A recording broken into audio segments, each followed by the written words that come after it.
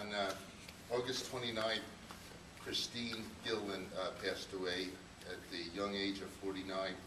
She wasn't a resident of the town, she was a close-by resident, but she did an awful lot, her and her husband, for the Little League.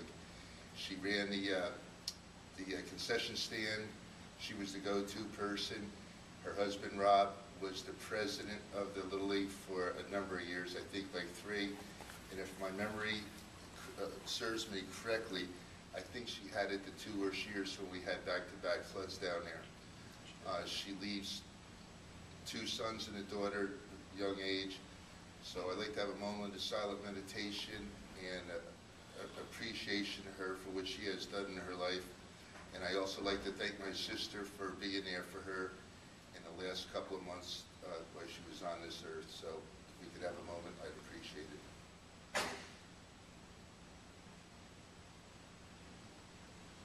Thank you.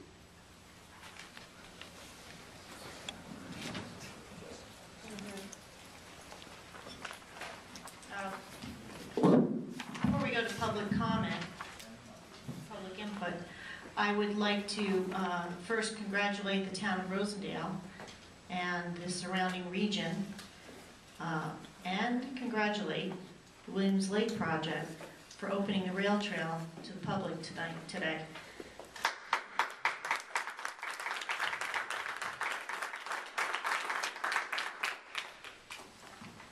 Thank you, Tim. And you will notice that it is not on the agenda today. I had a few things that I wanted to work out on the work that we did last week. One of them is a little bit of discrepancies that I had to discuss with DEC, and I'm waiting for some feedback from them on their findings. So,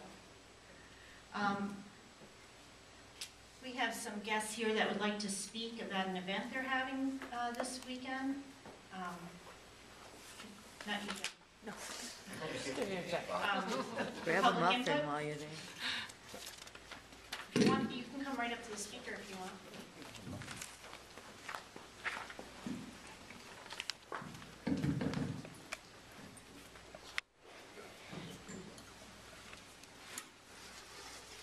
My name is Bob Boucher. I'm from Woodcrest, Ruderhof, here in Rifton. I'm sure you all probably know us.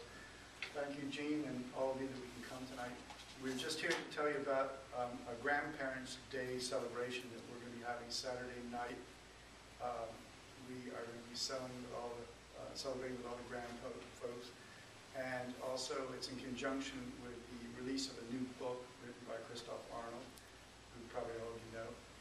And we're going to be giving everybody a free copy of the book who comes. And it's going to be an al fresco meal on our deck, which will be very delicious and a night of celebration. So we just wanted to invite everybody, and you don't have to be a grandparent, just warmly invited.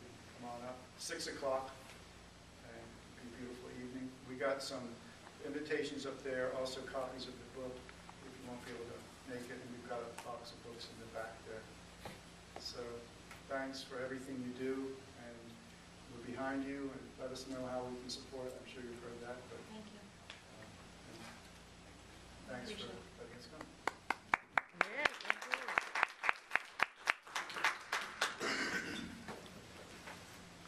Thank you for everything you do for our community, also your fellow Rosendale residents.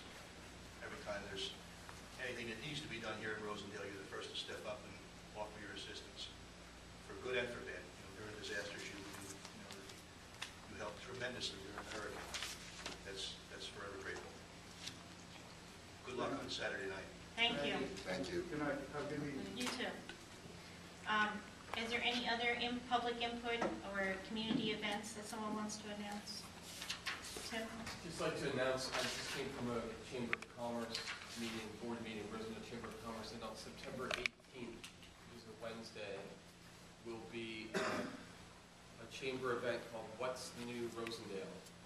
And we've done this a couple years in the past to provide businesses that have something new of significance to speak about what they're doing. So we have 8 businesses already lined up to talk.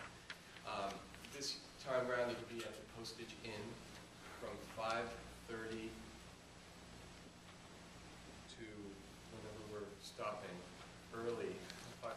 7, I think. And more information on the Chamber of Commerce website. Thank you. Jen? On Sunday, September 22nd, the Environmental Commission and the Federated Sportsmen's Clubs of Ulster County are co-sponsoring Fishing Day on the Rosendale Creek for Ulster County Creek Week, and it will be from 9 to 2, and it will be at the end of the creek access at the end of Snyder Avenue, and it'll be a lot of fun. We had a bunch of kids come and fish for the first time, some adults fish for the first time last year, and it was really great. So hope you can come. 9 to 2, and hopefully we'll do a site plan next time. Bill? Saturday, September 28th is Zombie Fest. Uh-huh. That's an up-and-coming festival. I have one too. Go ahead, Free. On the 29th of September, the Rosendale Theater will be unveiling its new facade and marquee, and we're having a big party for the whole community in the Big Cheese Gardens, the new gardens. There'll be free food, there'll be wine. I think we start at 5 p.m. And so you'll be able to have food and schmooze, and then at, I think, 6:15 or something like that, we'll have the schedule out soon, but we dropped the curtain on the new marquee. Uncle Tony will cut the ribbon. So everyone, please come join us for this auspicious occasion. Okay. Thank you. Anybody else? 29. I think Chris has a, not to put you on the spot. Shake his head, no. No, just tomorrow night? Aren't you involved in the library?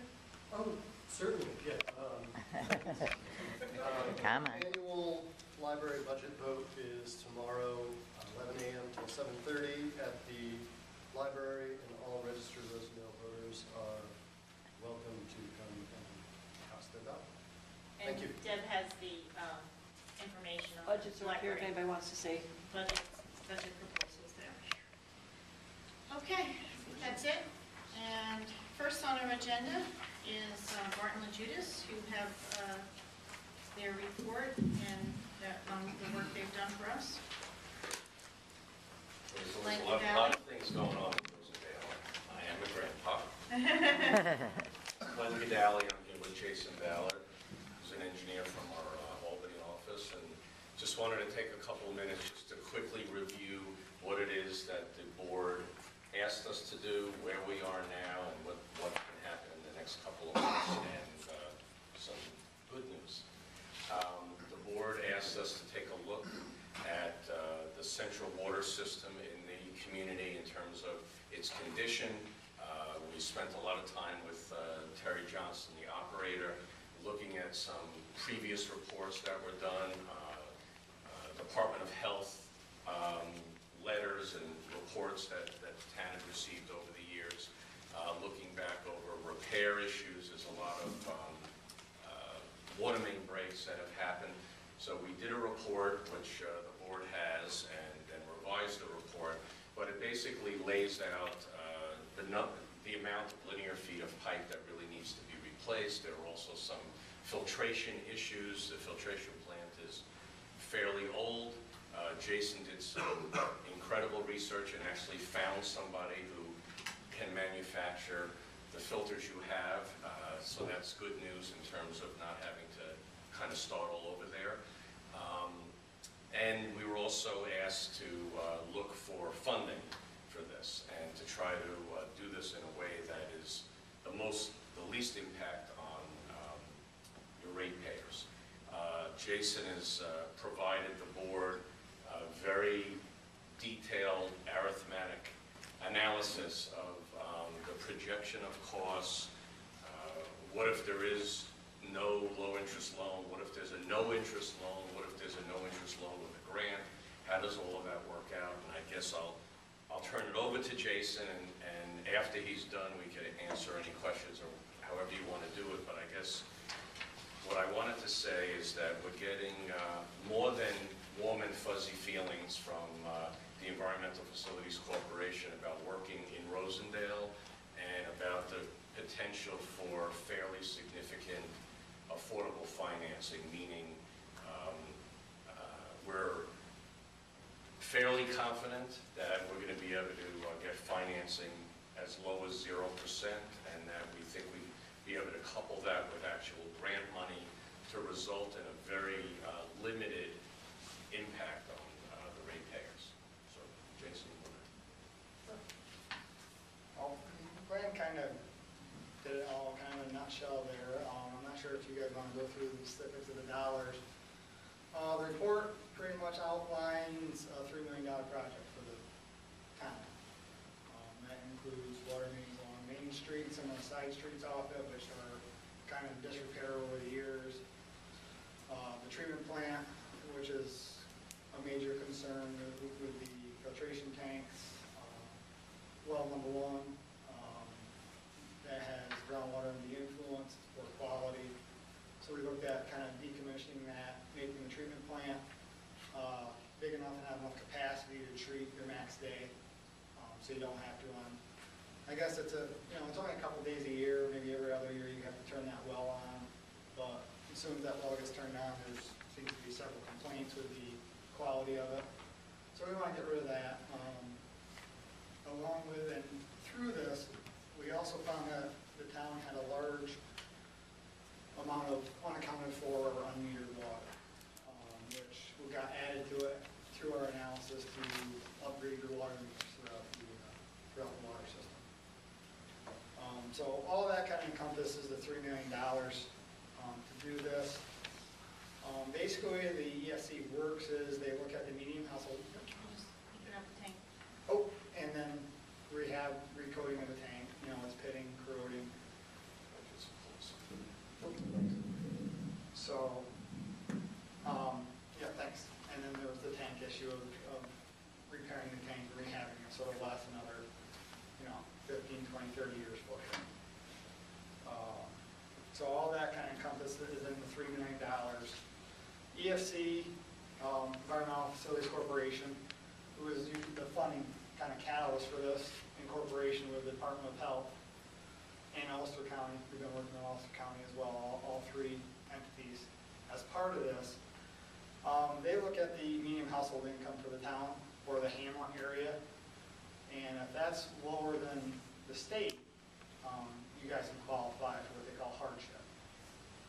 Once hardship is determined by taking that median household income, and EFC has a formula that comes up with a dollar amount that the state feels the residents of the water system, the users of the water system, can afford. That target service charge is right around $300 or $514. So the goal of this program is to keep the customer's cost to that.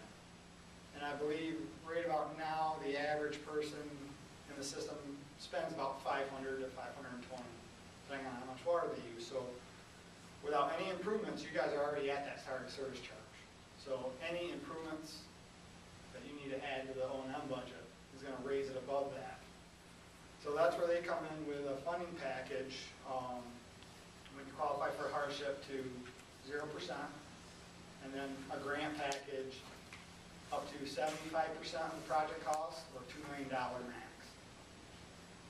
So with the $3 million, the town has the potential of getting up to $2 million in grant money. And with that, you're still going to be above the target service charge. So there's a great potential that the town can see 0% with a $2 million grant and get all this work done for around $1 million. That's 0%. In the memo that I sent Jeannie this morning, kind of outlined some of the different scenarios. If the town didn't receive any grant, paid market value of say 3%, 3.33% interest, you're looking at a project service charge. So you add the project on top of what you guys are already paying, would be about $775. If you knock that down to 0%, that would knock it down almost $100 off it. And then the first year target service charge would be about $672. And then if we can get the $2 million grant, that would knock it all the way down to $560. So basically, in a nutshell, which we think we have a good potential to get the whole funding package, with a $3 million project, you're only looking at another $50 a year more in your water bill. And that's awesome. It really is. That's a great funding package. If we can get this hardship in.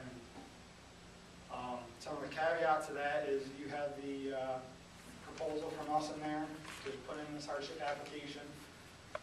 The way EFC works is they have fiscal periods. So the last one just ended,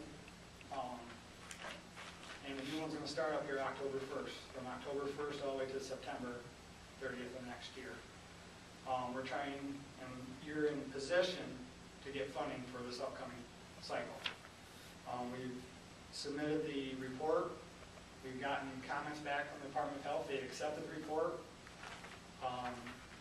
They had they have some comments in there that we have to address, and some of them we can't address until we get into design. But, so they endorsed it. They had they had one comment where they were looking at the full town of Rosendale and not the hamlet. The full town has a higher medium household income, but the water system doesn't go out the town. It stays into where the old hamlet used to be.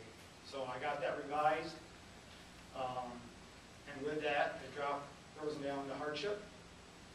So you're able for the grant. Plus, with all the problems in the system between the groundwater and the influence with the, well, number one, your water main issues, your meter issues, the tank, and the treatment issues, the filtration treatment. You guys, it's all based on a priority score. Right now, you guys are projected at 165 points. To get funding, they set a baseline score, and they just came out with a draft intended use plan, which lists all the projects throughout the state that are trying for the same funding. And that funding line is right around 130, so you guys are 35 points greater than that as of right now, which is probably one of the higher scores in the county. Which is, again, it's just that much more favorable for you guys to receive this funding. When do you think we will hear more as to who gets awarded the grants? Well, the next step is the part of that memo. I put kind of a financing schedule together on the last page, which kind of outlines this. The next key date is December 1st, 2013, which kind of rolls into the proposal that we gave you, is to put in a hardship application to AFC, which goes through users and kind of looks at each parcel and makes you divide them out, goes through some of your financials, and just going back and forth with EFC and DOE. That deadline is December 1st. That's the key deadline. If we don't get the hardship application in by that December 1st deadline, you can still qualify for 0%, but you lose the grant. So that is a key date, a key target date. Also part of the thing is to kind of do seeker on this, the State Environmental Quality Review. One thing EFC likes is that it shows that the town is very committed that if we do get the money, we're going to move forward with the project. They don't like to hand out money and have it sit for a year or two. They want you to give you the money, they want you to use it. So putting the seeker in with the hardship will give them that assurance that you guys are committed to the project and committed to go forward with the project for the residents. So we could possibly start this project in late spring, early summer, possibly next year. Once we get the hardship in, it's probably going to take a couple months to get a determination back, because they got to go through all the applications and get their funding figured out. Once that gets figured out, they'll give a confirmation letter with your terms on it.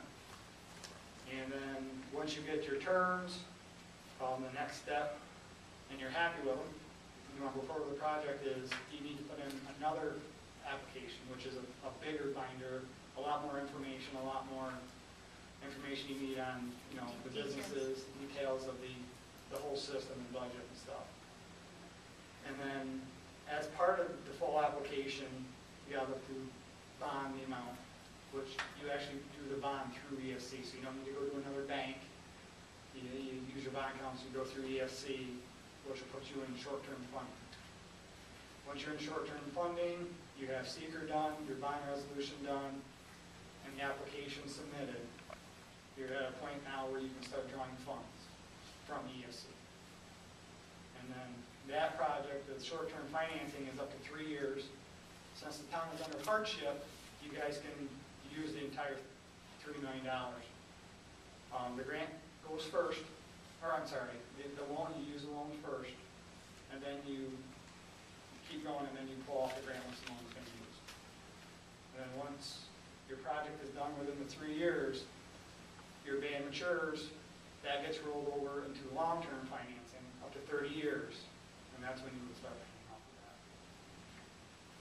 So the way the timeline works with the different short-term to long-term, you're probably looking 2015 before a principal payment is required. That's a 30-year payback, you said? I mean, if you can work with the terms with EFC once we get all the applications and, talk with them, it's up to 30 years. Jason, in terms of his earlier question, though, I think you were probably asking when could you see a shovel in the ground? Yeah, in the big picture, based on what Jason just said, there's a whole lot of preliminary things that need to be done. Yeah. Yes, I think you just hit on it, 2015 possibly. Well, that's when I'm hoping you're getting close to where you've already built stuff. Yeah, you just don't have to pay back. Pay back until, and you want to use as much of the money as you can because the grant's on the back end of the project. So once you get through the loan, you want to get everything you can in your water system done and use as much of the money as you can because at that point it's kind of free money. So the earliest we could possibly move forward? So if we get the hardship in by December 1st, say roughly 2 to 3 months, we'll hear back in probably February. We'll look to put in the full lap, along with the bond, which probably takes a couple months as you usually have to go do a referendum, which is a 45-day. So you're probably in the beginning of spring, and then you'll see a proposal from us for the design of improvements, which will probably take 6 to 9 months depending. And we could probably, the way the improvements are set up, they're very specific. You got water meters, you got water main, you have tank, and you have filtration plant. One contractor's not going to do it. You're going to have kind of a plumber contractor for the water meters. You're going to have more of a GC, guys that do more just pipeline to do one. You'll have a specialist for the tank, for the cleaning. You're going to clean out the coating and then prime and reseal it. And then with the treatment plant, to get a capacity, you're looking at bumping out the building a little bit, to add another filter train, probably make some other improvements to make Terry's life a little bit easier up there, chemical storage, a better SCADA alarm system. Well, we won't need him anymore then. Oh, no, you'll still need it. No, I guess. I come with the place. So I'm looking at probably start construction fall to winter. Terry is one of those people that can't be replaced, I don't care. No. Terry cannot be, so being the liaison with the Water and Sewer Commission, listening to Terry, a number of times, we have that water main in Main Street that is 113, 114 years old, that Terry still can't understand why it's still Together. not turned into a geyser. So during the process of this paperwork and that, God forbid something happens to that where we have to deal with it immediately. Will that be covered under, or is that going to change the whole scheme of things? That's what I'm trying to find out. Yeah, as far as emergency work, there is something that we can talk to him about, and it's called a force account, where if he tracks all the time, all the labor it takes to fix it or replace a section of it, we can try and submit it, and we can talk to them as we go through the process. As an emergency action plan, say, listen, this is old, it's going to take us some time to get surveyed, designed, bidded, before the contractor can get out there. If this happens to fail in that time, can we do a force account to fix it and get reimbursed for that money? That's what's on my mind. Time is of the essence. Yes. by listening to Terry, who I know knows this place like the back of his hand. I just, and it seems like, right, Terry, the winter months is always what causes all the havoc. We had 3 last We had the bridge, we had three at the bridge, so that's what I'm trying to find out. Well, one of This umbrella, I mean, looking at this winter, it's going to be hard because we're probably not going to have funding in place in this winter to have that done. The following winter, I'm hoping we're constructing that by that time. So this winter, without having all the funding in place and waiting for the hardship determination, it's probably not. great, thank you. With regard to the tank, Yeah. when that thing gets done, would there have to be a backup water source at one point, a number of years ago, when you were the supervisor? We had talked about, it was a considerable amount of money to have a temporary tank Yeah, installed. with the location of that, we've done this before, where it's not really feasible to put up a second water tank, especially in this location, because you have steep hill on one side and cemetery on the other. And Terry and I, we talked about this through the process on the uni, is that it's not going to be able to have a temporary storage. So what you would do is you basically be running the filters constant, you turn them down to try and meet demand, and then you have a bleed to help bleed off some of the pressure so you don't hold the pressure out of your veins while you're doing the rehab of the tank. Does that mean you do the filtration plant first and then do the tank? That would probably be best. Yeah, because we won't be able to Absolutely. handle it otherwise. So you'd have, what were you seeing as we're going to try and work on some things simultaneously, I'm assuming? Yeah, I would think probably the meters, the water main, and the tank. We would probably want to replace the water main first before you get the new filters in. So that he doesn't have to worry about that while he's worrying about when we're putting in the filtration system. And then once that's done, then we can concentrate on the filtration. And the water meters can be sprinkled in throughout on its own. And do you think that the work, all the work together, what do you think is the time frame for getting everything completed, like from start to finish? Probably some of the biggest lead time is the equipment for the filtration. Would probably be anywhere from a 12 to 16 week lead time. After a submittal period, which is another 4 to 6 weeks. So you're probably looking pretty close to a year up on the treatment tank. Or, I'm sorry, the filtration building. To get it built and ordered and everything. Get it back, because once you get one filter train on, you're going to want to run it to do a determination that it's needing run this before you actually put it into the system, so you'll kind of filter the waste and show the health department that it's meeting all the requirements needed. And then we can put it in, and then we'll take another train off, do the same thing while that train's running with the other 3, and kind of do a step replacement. So that would be about a year project for the filter plant. Probably. I would assume then the tank would be next, or, Yeah. because prior to that, we had already done the pipes, right? Yeah. So the tank, we're looking at about 2 years out if everything goes correctly. Probably on that area.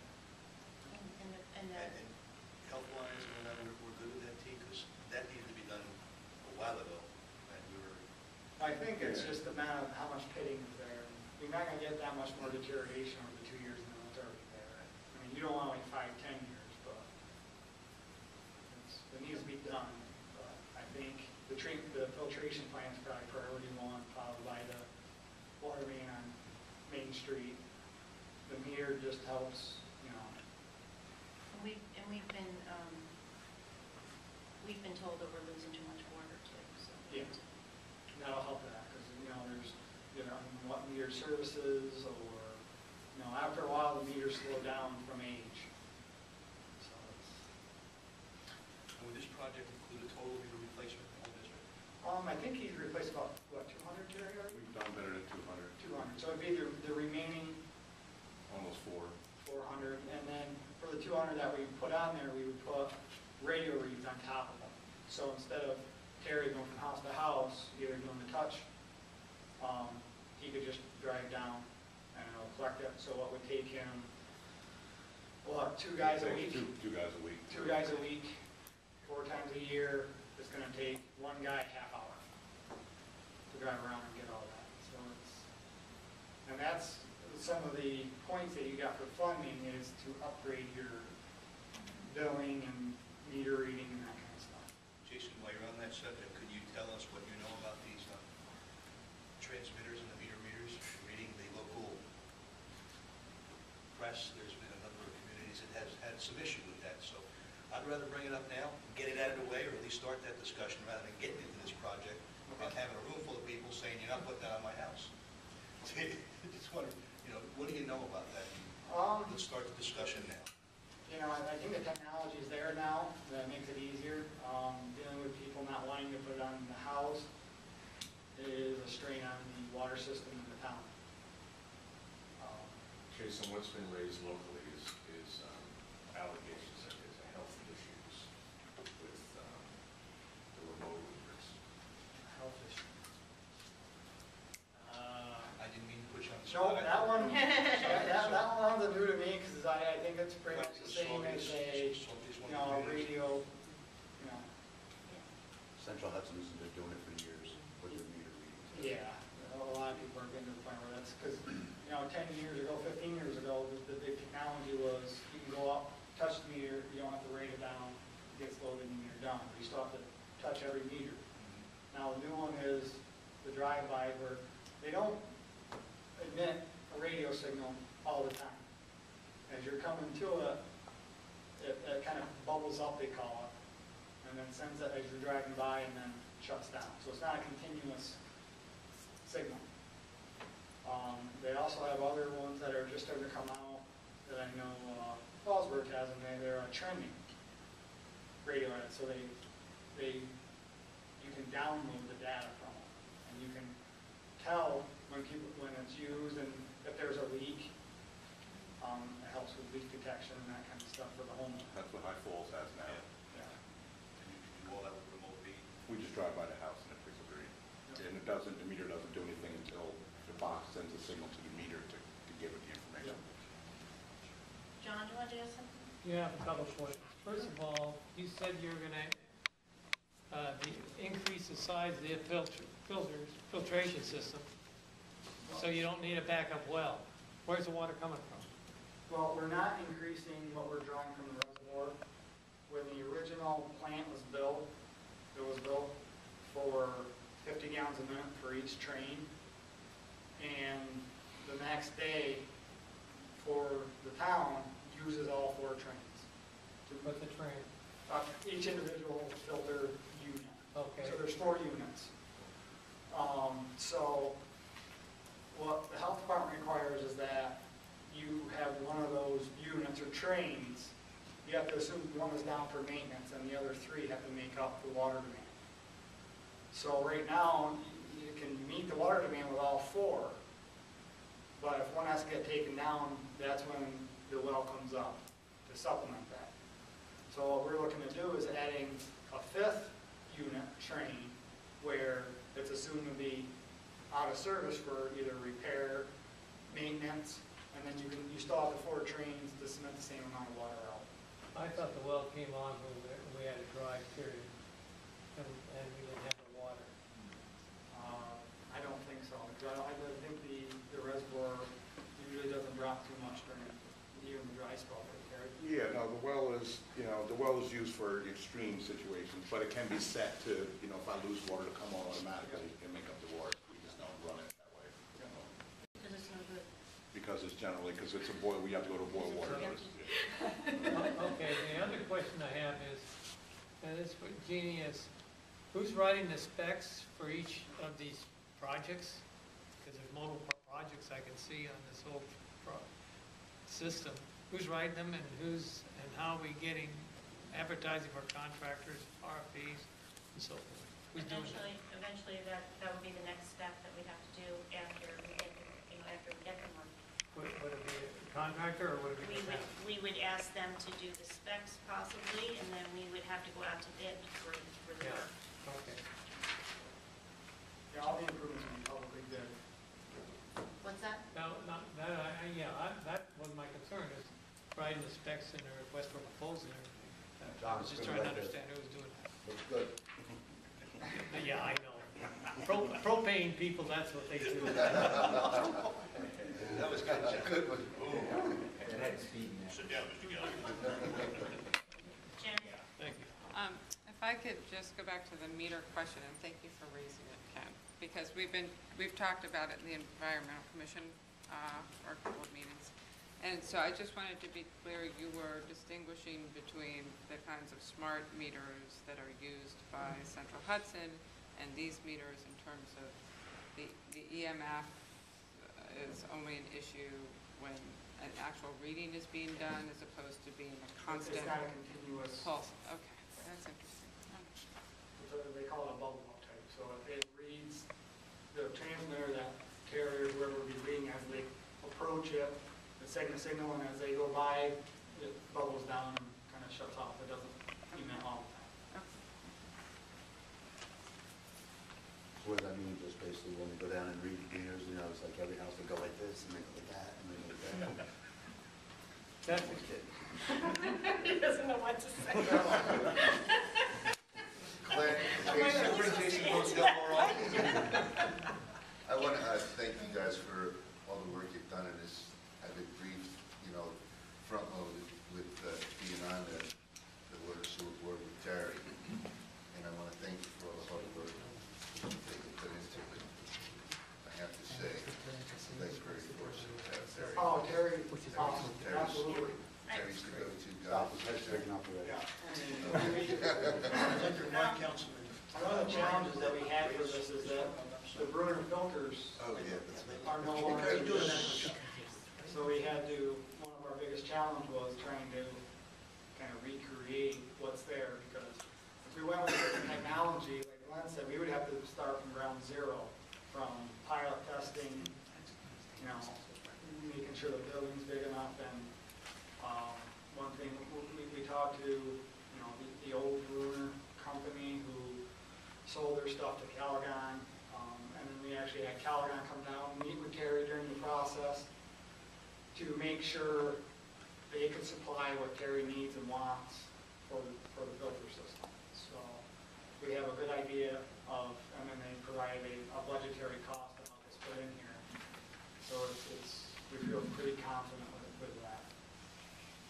So I'm just going to recap a little bit because I don't know, this has been a process that, I'm sorry, did you want to ask something? Well, I just want to know if we could flip a few solar panels on the roof. Oh, we can hook. Well, Always a possibility. Yeah, I mean, really, that's going to be the long run operating expense is going to be the electricity. So Yeah. as long as we're engaging in a renovation of this scale, I think it's worth considering. It was actually one of the things we talked about in not the previous water grant, but the previous sewer. Yeah. So I mean, as part of it, we can. I'm sort of half kidding and half serious. Well, at the next stage of this, we can look to see how much they would be, and if you would have the payback to do it, absolutely. and that would help the rates too, probably, because it would, that You're cost lower goes. your own end, Right. I mean, you have to balance the cost Right. benefit of it, Right. how much they cost versus how long it's gonna take you to pay them back. And if that's, favorable for the town, around 10 years, But that we could, could be a different funding stream too, Yes. and a nicer That makes sense. project. I would say that would be the way to go. Yeah. because Glenn, did you have something you wanted to add? Well, I just had 2 points to make. One is, we are being very conservative about the timetable, and I know that I was just watching the expression on some of your faces when Jason was saying that, but we want to be very realistic with you about how long it takes to get through this process, to get the health department to approve the design, to approve this, extra filter that's going on, all of this stuff, and just getting through the chute and out the other side with the letter that you want, that gives you the deal that you're looking for. And, going out to bid on a project like this, everything has to be done the exact way that it meets municipal law, and it meets procurement law, and it meets EFC's guidelines. So we're being conservative, but I think very realistic. But I also want to stress that I am, because of the point score that the health department is already projecting that we're going to get, and I am just very confident that we're going to get this high score and that we're going to be able to ring the bell with this. So the last couple of weeks have been very good in terms of our interaction with the health department. Well, with the score, we know we're going to get 165 points. I have confirmation from the health department that our point score is what it's going to be. Right, and you had forwarded me his email, Yes. so I saw that. Yep. So, And, yeah, I think it's important for this board, you can never say we're absolutely 100% sure, but I think that you got a pretty good feel from talking to them that we were going to be most likely getting the grant, and we would probably get the 0%. yes, I personally worked on at least 2 projects where we've had a similar hardship that we got the 2 And this showed is enough of similar. and this shows enough of a hardship and a high enough score. Where, And when you look at the amount of things that need work, we're not talking about 1 project, we're talking about 4 projects. and that's the best way to get your score up is to bundle them. Yep. Because I actually think over the past several years, everything that we talked about in here had been on the IUP list, but they've been on by themselves. And their highest score by themselves is 30, 35. But that's not how you get funded. They want to bundle it, get it all taken care of at one shot. So, I just want to recap a little bit, because we talked about this for the past 2 years, you know. I know the board is aware of it, a lot of the public doesn't realize just how bad the condition is of the water main filtration plant. You know, we got the pitting issue with the tank, and we have this well that really is not potable, we can't drink it. So, you know, all those things combined was a big red flag that we needed to get our water system up and running in a better way that's safe and gives it, you know, makes it so that people can function and live in our community. And, you know, I think we began the process. I'd like to continue to get to, you know, to be aggressive and try to get this grant and the 0% funding, especially when I look at the numbers and see that for $45, you know, these people are going to have, you know, safe water finally, and be able to say that, you know, we're not having Terry walk in every time Terry walks in, what are you here for? What broke today? You know, I mean, it's, you know, it's insane. And I actually think that we may find that it's not as bad as we think as far as the cost, because year after year, we're talking about these rates, but sometimes these people have had to pay higher taxes at the end of the year because we've had to tag that onto their tax bill because of the amount of repairs that are needed. So, you know, it's either you fix everything or you constantly Band-Aid everything. So I hope everybody understands that I don't think that we have a choice. We have to go forward with this. And so I'm going to make a recommendation that we go ahead and pass the resolution to ask them to do the application for the funding that is got the due date for December 1st. And we do that tonight, I think they have enough time to go forward and get this application done by the deadline. And I second it. Everybody agree? So Resolution 9, 2013. 1. The resolution approval for Barton Logudice to submit grant for Town of Rosendale water system.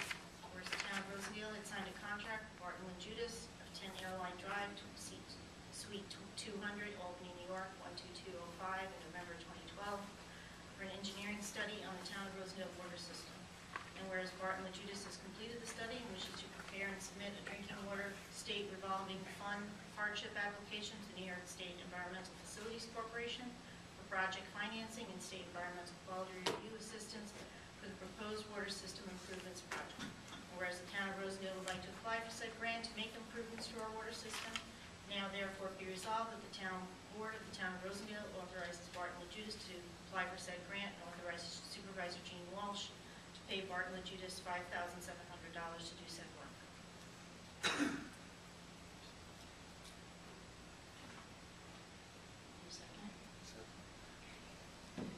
Councilman Gallagher? Yes. Councilwoman Green? Yes. Councilman Hassett? Yes. Councilman Ryan? Yes. Supervisor? Yes. Good. Thank you. Go to work, guys. Good work. Yes. Cool, thank you. Thank you very much for coming out. We appreciate it. Thank you. And we expect big things. Absolutely. Maybe Terry won't have a conflict. Yeah. I just still need a couple rolls of tape to show what's going through. You're Yeah. gonna have to go to mine, start down with Thank you. Good night. Thank you.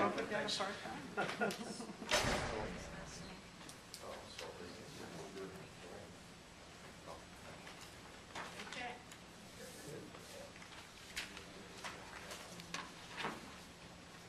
Last week, we talked about setting a threshold for assets, $500. So if we can do that resolution, 9/2013-2, setting a threshold amount for capital assets.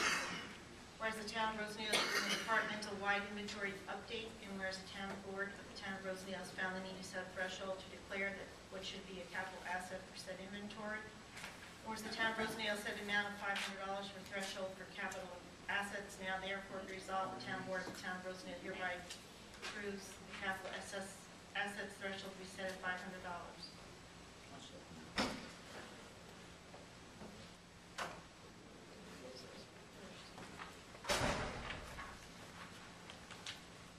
Councilman Gallagher? Yes. Councilwoman Green? Yes. Councilman Hassett? Yes. Councilman Ryan? Yes. Supervisor? Yes.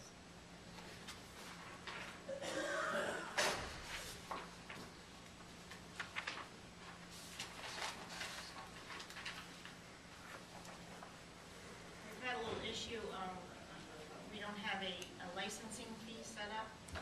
I'm going to ask the board what you feel is a reasonable fee. There's a couple applications for the planning board to go forward with improvements to the Maple Hill Tower. We need to bring everybody up to date for licenses, and we need to set a fee for that. So Chris, make that. We are not sure of that. Last time, they were sent It's out. supposed, the rate is supposed to be set every year by the town board. It has not been set in the last, I don't know how many years. Are we collecting them? We have not been collecting anything. Last year, one of the companies did send us back money. This is not for the inspection. The inspection is a separate fee that is charged to the subcarrier who owns the tower. This is just their fee Have to. we fixed that problem? Because it's been an ongoing problem for The two a while. companies that want to work on the cell tower and want to work on their towers, or on their antennas, are willing to pay the fee, the subcarrier housing fee. Right, and I had a long talk with Mary Lou about this, and what I'd like to do is amend the law to allow the escrow to be billed to both subcarrier and the leasees, so that we can send out, I've asked Deb to go ahead and send out,